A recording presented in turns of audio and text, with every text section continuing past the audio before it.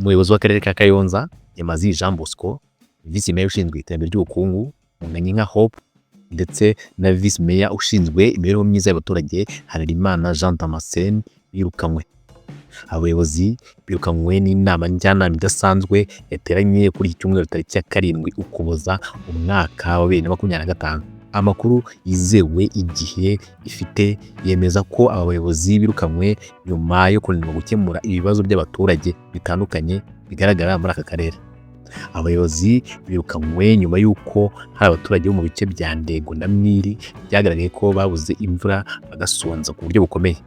Ikibazo cyageze aho bamwe batangira gusohoka, nyamara ngo leta yari ifite ibyo kurya, ahubwo harabaye urangare mu kubitanga. Ko kandi abayobozi batumvikanaga aho akenshi bahoraga bashyamirana kubera kudahuza ibyemezo bimwe na bimwe. Ni ikibazo cyagiye kibaho inshuro nyinshi kugeza ubwo bamwe mu bayobozi babunga inshuro zirenze imwe.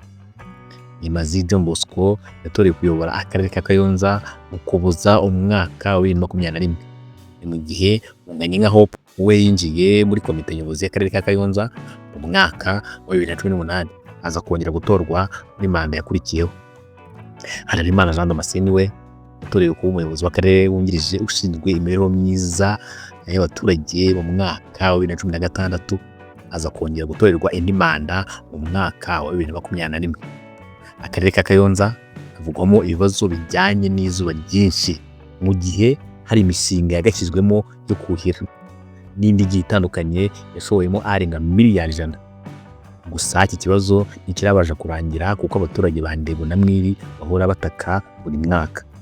Ngayo nguko.